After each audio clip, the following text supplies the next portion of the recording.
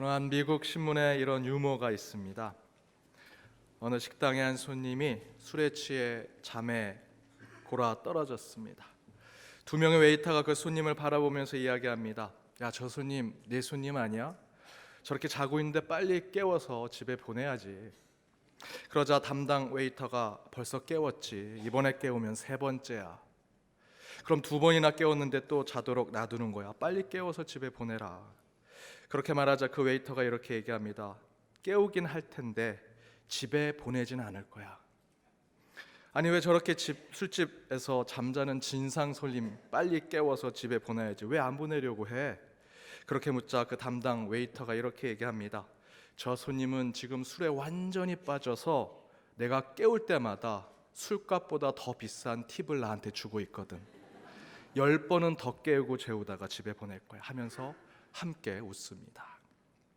이 이야기를 읽고 저는 이런 생각을 했습니다. 혹시 내가 영적으로 지금 이런 상태에 빠져 있지는 않은지, 세상의 술과 잠에 취해 깨어도 모르고 사단이 모든 것을 빼앗아가도 모르는 그런 지금 잘못된 삶을 살아가는 한 주가 아니었는지 제 삶을 돌아보았습니다. 여러분, 세상에 취해 있고 하나님 외에 다른 것에 빠져 있으면 우리는 하나님과 내가 아닌 다른 누군가가 내 삶을 지배하고 조종받는 삶을 살아가게 될 것입니다. 그래서 주님께서 항상 깨어 있으라고 우리에게 말씀하고 계시지요. 여러분, 주님의 말씀에 늘 깨어 있으시기 바랍니다. 오늘 선포되는 이 말씀이 우리의 영혼을 깨우는 말씀이 되기를 주님의 이름으로 축복합니다. 여러분, 옆에 있는 분들과 이렇게 인사 나누기 원합니다. 말씀 가운데 깨어 있으십시다. 말씀 가운데 깨어 있으십시다. 오늘 선포되는 말씀 가운데 한 주 깨어 있는 말씀으로 결단하시기 바랍니다. 도심 속의 그리스도인 10번째 오늘 마지막입니다. 고난의 훈련이라는 제목으로 함께 말씀을 나눠보고자 합니다. 과거 60년, 70년대 때 해외 근로자들, 광부나 또는 간호사로 독일에 가신 분들이 계십니다. 파독이 되어서 그곳에서 많은 고생과 수고를 하면서 객지 삶을 사신 분들이 계시죠. 그 중에는 한국으로 많이 돌아오셨지만 많은 분들이 그곳이나 또는 미국에 정착하신 분들도 계십니다. 그 중에 제가 미국에서 목회할 때 독일에 간호사로 가셨다가 미국으로 이민 오셔서 정착하신 한 권사님이 계셨습니다.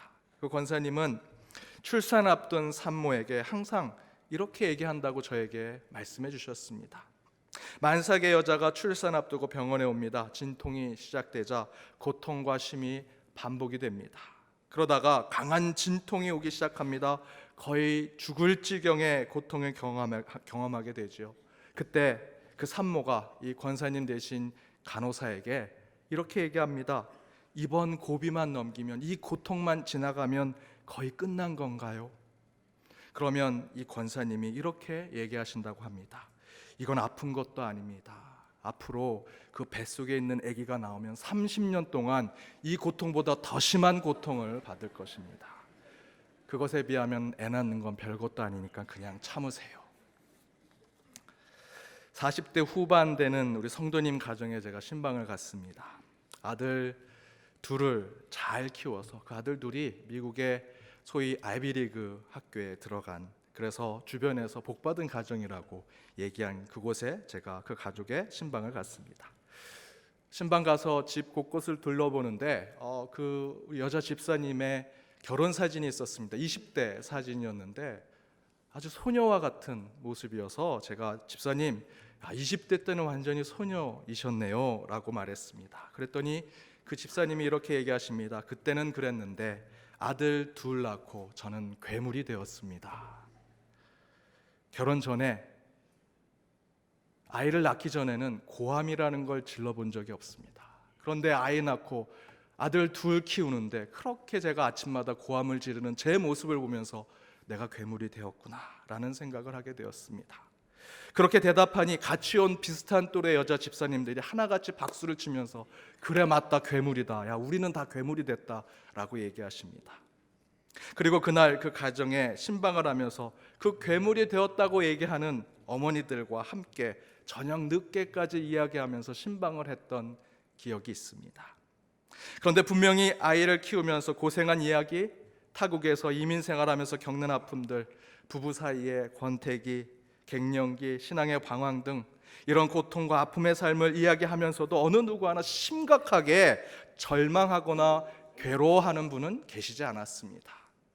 어차피 사는 인생 살다 보니 고난과 고통의 연속이 인생이더라 라는 것을 서로 이야기하셨습니다. 여러분, 사는 것이 고통이지요. 한 영화에 이런 표현이 있습니다. 달콤한 인생이라는 한국 영화에 스쳐 지나가듯 이런 대사가 나옵니다. 인생은 고통이야, 몰랐어? 인생은 고통이다. 그런데 저희가 모르고 살아갈 때가 참 많은 것 같습니다. 저는 이 대사를 듣고 영화 보는 내내 이 질문이 제 머릿속을 떠나지 않았습니다. 살아가는 것 자체가 고통인지 누가 모르겠습니까? 그런데 참으로 기묘하게도 우리 인간은 그 고통과 고난, 아픔에만 매몰되지 않는 삶을 살아간다라는 것입니다. 고통이 왔다고, 고난이 왔다고, 아니 인생이 아픔 그 자체라는 것에 빠져서 허우적거리지 않는다라는 것이죠. 고난과 고통이 인생이지만 또 살아갈 길은 우리가 살아가고 있다라는 것입니다. 지난주 중에 한 집사님께 전화가 왔습니다. 자녀 때문에 참으로 힘들고 어려운 문제를 겪으면서 어쩔 줄 몰라 하는 이야기를 들었습니다. 왜 하나님은 우리에게 고난과 고통을 주시는데 가까운 사람을 통해서도 이렇게 아픔과 상처를 주시는가? 그에 대해서 제가 어떤 목회자로서 상담을 드려야 되는데 참 저도 그 고난과 아픔 가운데 말씀드릴 내용이 없어서 저도 마음이 답답했습니다.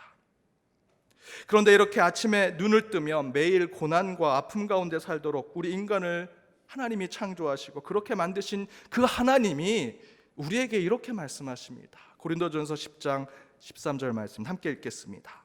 사람이 감당할 시험 밖에는 너희가 당한 것이 없나니 오직 하나님은 빛보사 너희가 감당하지 못할 시험 당함을 허락하지 아니하시고 시험 당할 즈음에 또한 피할 길을 내사 너희로 능히 감당하게 하시느니라. 우리 인생 가운데 반드시 고난이 오고 시험이 올 것입니다. 그러나 너희를 창조하신 하나님, 그 신실하신 하나님이시기에 그 고난과 아픔, 상처와 고통 감당할 수 있게 해주신다라는 것입니다. 인생이 고통이고 아픔인데 하나님이 우리를 그렇게 창조하셨는데 또한 하나님이 말씀하신 것은 그거 감당할 수 있을 거야, 이겨낼 수 있을 거야 라고 말씀해 주시는 것이지요. 그래서 저는 우리 성도님들이 겪는 삶의 고난과 아픔에 대한 상담을 할 때 죽기까지 이르는 시험과 고난이 아닌 이상 반드시 그 고난과 고통 가운데 하나님의 답을 얻고 영적인 사인과 하나님의 메시지를 얻도록 해야 한다라고 말씀을 드립니다. 바로 그 과정이 고난의 훈련이고 아픔의 연단이라는 것이지요. 니체라고 하는 철학자는 나를 죽이지 못하는 것은 나를 더 강하게 만든다 라고 이야기했습니다. 풀어서 말씀드리면 고통과 고난이 나를 죽이지 못한다면 그 고통과 고난이 오히려 나를 강하게 만들 것이다 라는 표현이지요. 저는 이 니체의 말을 우리 신앙에 적용해 보기를 원합니다. 제 아무리 격한 고통, 심한 고난이 우리에게 올지라도 그것이 우리를 죽이지 못하고 쓰러뜨리지 못한다면 오히려 우리는 그 고난의 과정 속에서 우리의 믿음과 신앙에 더욱더 분명한 목적을 찾게 될 것이다 라는 말씀입니다.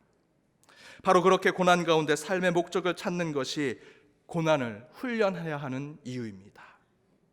그렇다면 우리는 우리에게 주어진 고난과 아픔 속에 어떻게 하나님의 음성과 주님의 뜻을 찾을 수 있을까?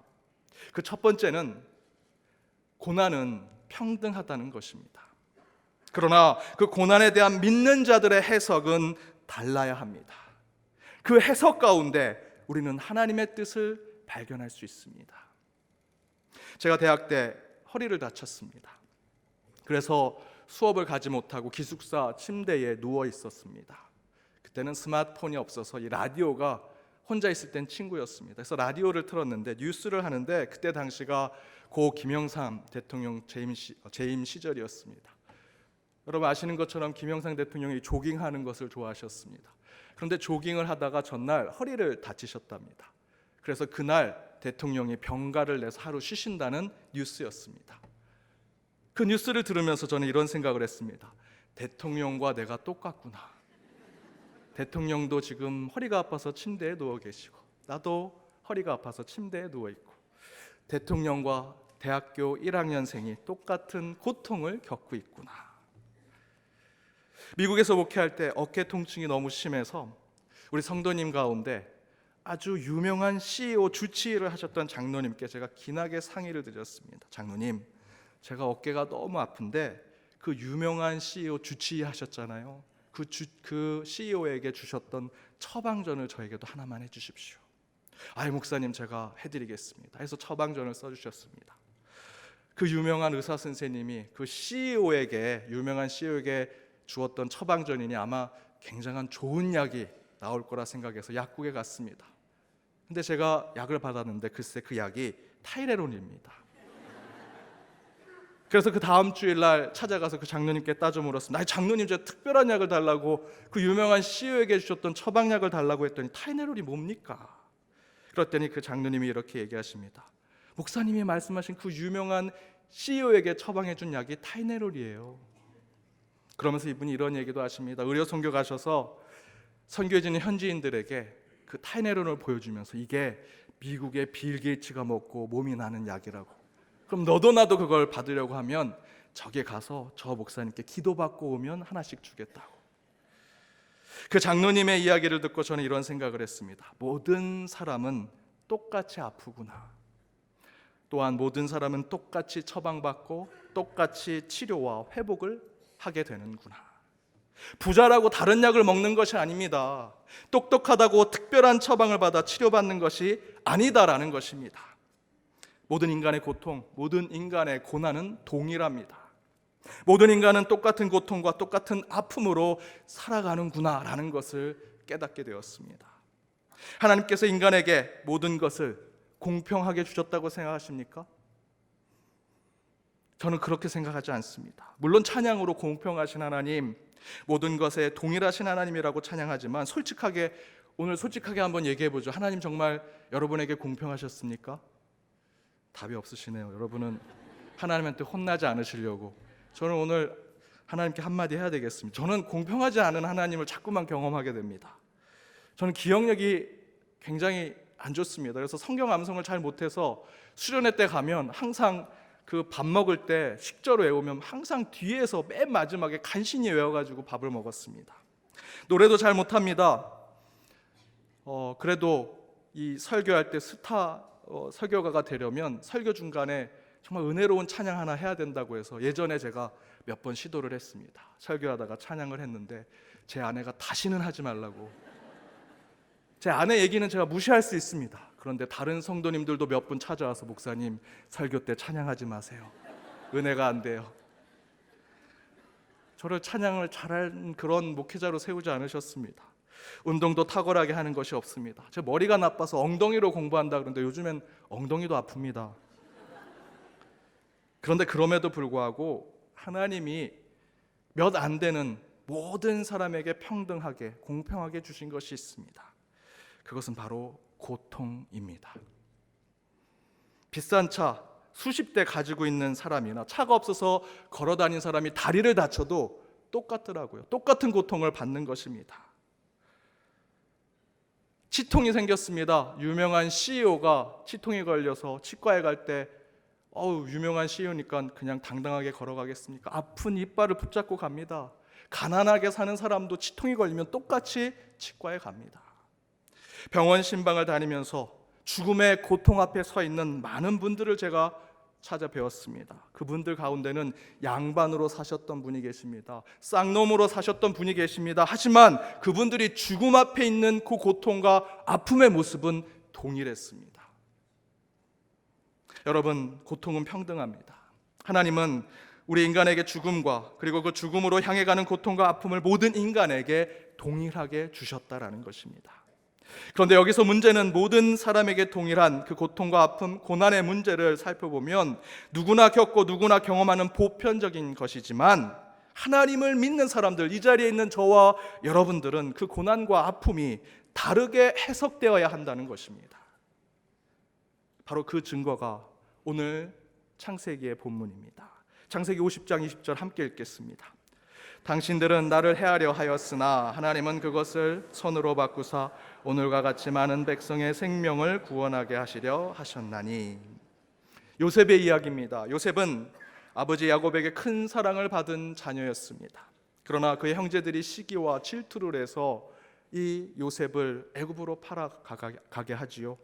그리고 그곳에서 요셉은 보디발 장군의 집에서 몸종 노릇을 합니다. 하지만 그곳에서 그 아내에게 모함을 받아서 감옥에 갇히게 됩니다.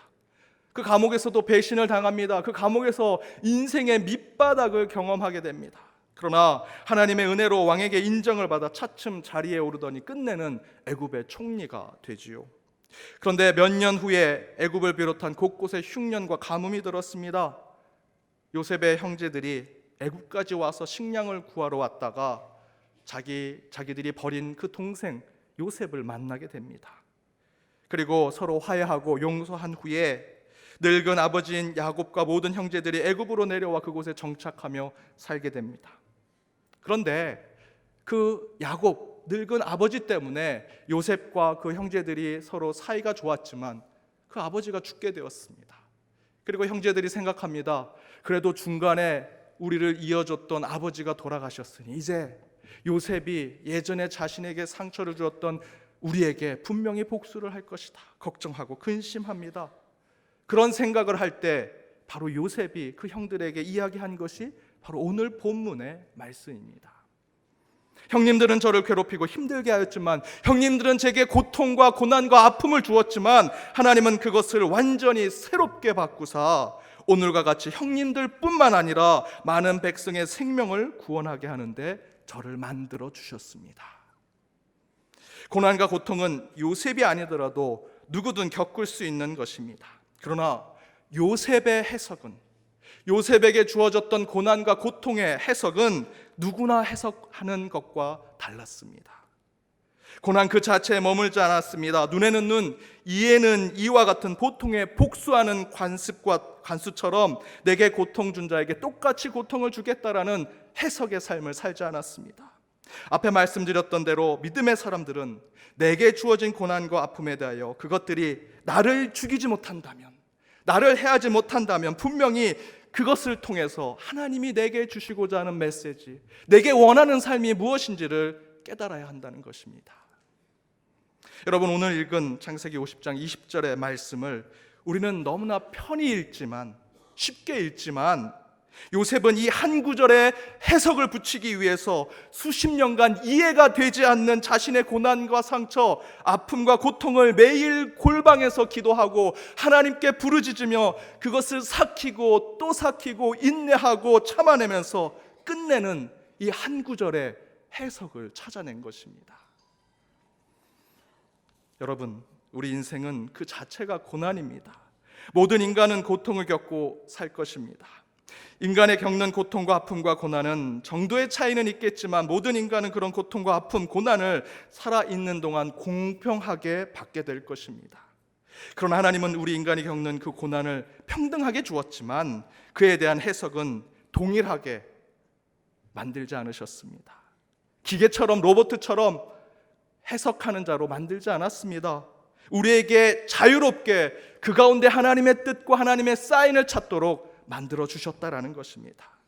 따라서 우리는 바로 우리 안에 주어진 고난과 고통의 문제에 대해서 반드시 하나님의 뜻, 주님의 사인, 주님의 메시지를 찾는 자들이 되어야 합니다. 여러분, 지금 주어진 고난과 아픔에 죽지 않고 여러분이 살고 계신다면, 죽을 것 같은 고난과 아픔을 겪었지만 여전히 지금 이렇게 살고 계신다면, 여러분, 그 고난과 고통 가운데 하나님을 찾으십시오. 우리 모두는 인생의 풍랑을 만나게 될 것입니다. 그러나 그 풍랑 속에 무리를 걸어오신 주님을 만나는 사람은 많지 않습니다. 저는 저와 여러분이 모든 인생의 풍랑을 경험할지라도 무리를 걸어오신 주님을 만나는 그 한 사람이 되기를 바랍니다. 사랑하는 여러분, 저와 여러분에게 주어진 고난과 고통 가운데 하나님의 특별한 영적인 해석이 주어진 삶을 살아가 그 가운데 주님이 원하시는 길을 걸어가시기 바랍니다.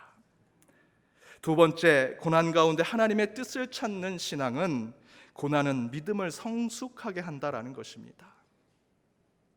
세상에 이런 말이 있지요. 어려울 때 친구가 진짜 친구다. 저는 세상에 이 말이 진리에 같다고 생각합니다. 동시에 우리의 영성의 삶에서도 저는 이렇게 적용하고 싶습니다. 고난받을 때 지켜낸 신앙이 진짜 신앙이다. 주변에 많은 신앙인들, 성도님들 바라보면서 그분의 신앙의 깊이를 확인할 수 있는 것은 그들이 인생의 풍랑을 만났을 때, 시련과 역경을 맞았을 때 그것을 어떻게 이겨내는가, 특별히 믿음 가운데 그것을 극복하는가라는 것을 보면 그들의 신앙의 정도를 파악할 수 있습니다.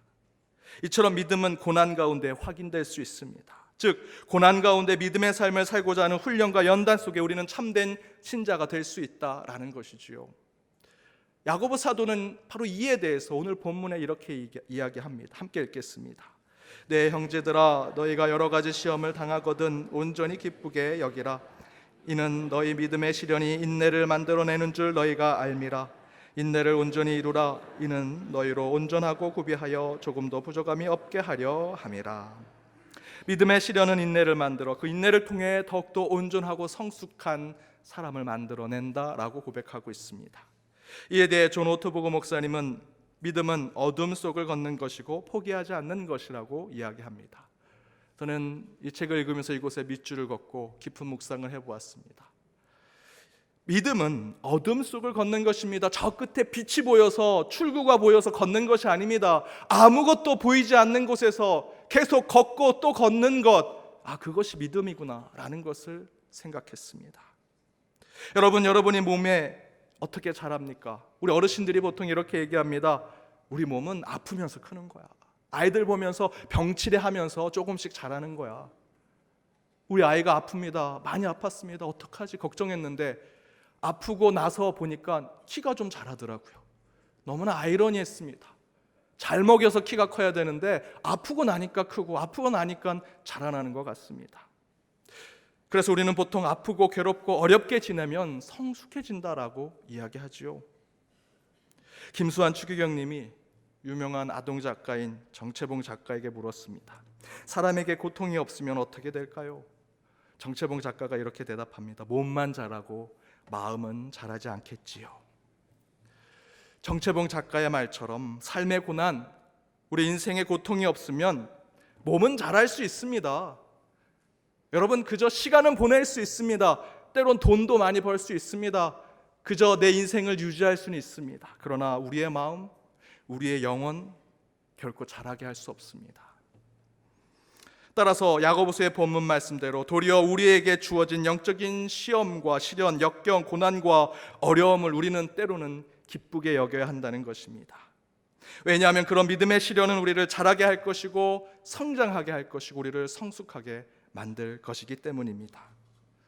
사랑하는 성도 여러분, 지금 눈앞에 있는 고난과 아픔에 두려워하지 마십시오. 힘들어하지 마십시오. 지금 당장은 그 고난과 아픔이 나를 죽일 것 같이 느껴지지만 여러분, 그것을 이겨내면 반드시 여러분 성숙을 이룰 것입니다. 저는 어린 시절 시골에서 자랐습니다. 가까운 곳에 산이 많았습니다. 소나무가 많이 있었습니다. 가끔 어르신들이 나무를 사용하려고 몇십 년 된 소나무를 잘라냅니다. 그러면 친구들과 함께 그 잘라낸 밑둥을 보려고 그곳에 갑니다.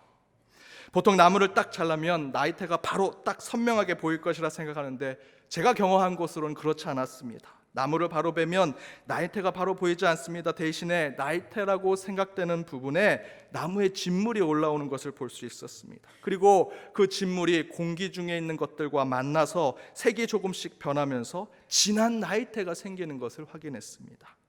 그런데 어떤 시인이 그 나이테를 진하게 만드는 나무의 그 진물을 나무의 눈물이라고 표현하더라고요. 왜냐하면 그 나물에 눈물이 나와야 나이테가 선명하게 되기 때문입니다. 실제로 나이테는 나무의 심재라고 하는 부분인데 그 나무의 심재는 나무가 죽었다가 살아난 부분입니다.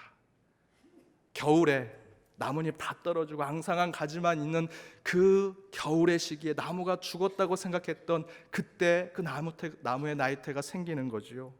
바로 그 부분을 심재라고 얘기합니다. 다시 말씀드리면 나무의 나이테는 나무가 죽기까지의 고난과 고통을 받았던 시기를 말하는 것입니다. 그래서 나무는 베어져서 실제의 죽음을 맞이할 때 그렇게 눈물을 흘리면서 눈물로 나이테를 더욱 진하게 만들어서 나무 자신이 살아왔던 연수와 연륜을 나이테로 보여주는 것입니다.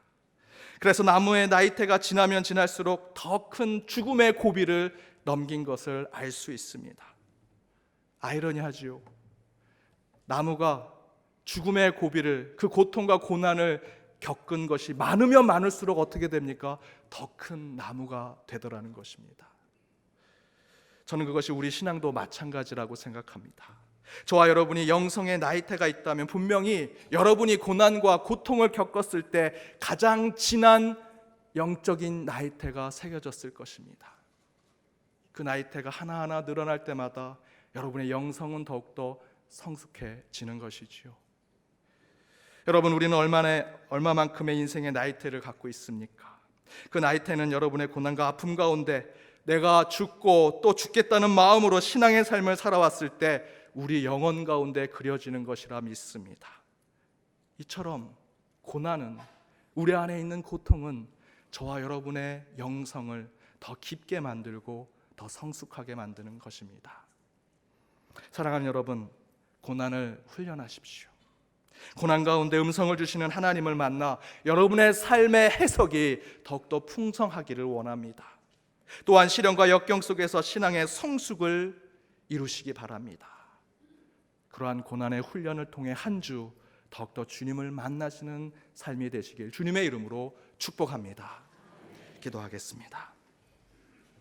은혜와 자비를 베푸신 하나님, 주님의 말씀을 사모하는 심령들이 이곳에 왔습니다.